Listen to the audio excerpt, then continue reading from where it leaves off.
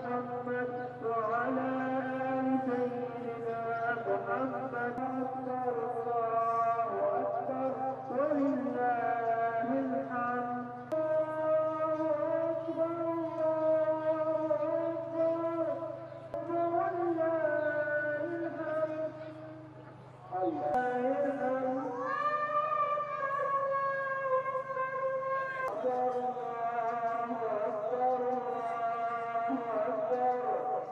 عيد حزن يعني فقدنا احبابنا، فقدنا اولادنا، فقدنا حياتنا، فقدنا مستقبلنا، فقدنا طلابنا، فقدنا مدارسنا، فقدنا مؤسساتنا، كل حاجه فقدنا، مفيش شيء، بيوتنا فقدناها.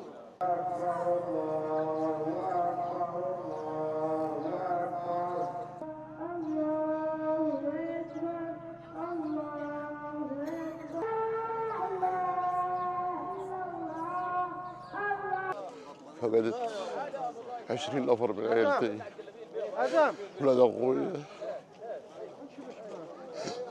استشهد لك في الحرب هذه؟ قبل 3 ايام 4 تفروا، ولاد اخوي كمان.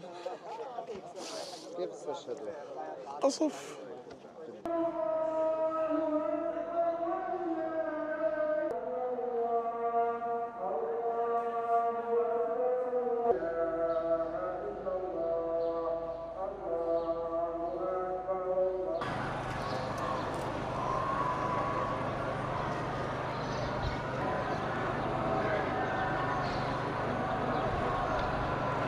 هذا ثالث عيد صحيح، لا في أمن ولا أمان، قتل، تشريد، جوع، حصار، ما في أي أدنى مقومات للحياة.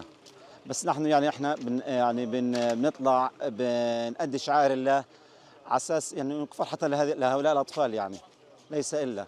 أما كفرحة عيد لا يوجد عيد.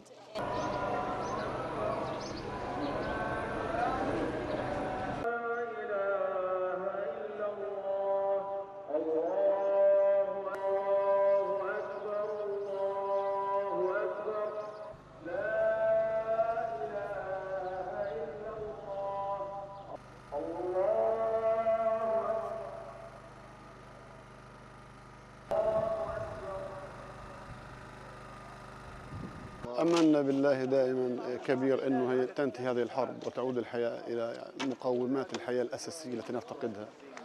نحن في صراع يومي للحصول على مقومات أو أدنى مقومات الحياة التي يتمناها أي إنسان طبيعي، ما بين كهرباء، ما بين ماء، ما بين الغذاء والشراب. هذا ما نفتقده، وأصبح هو ديدننا وهو تفكيرنا بشكل يومي.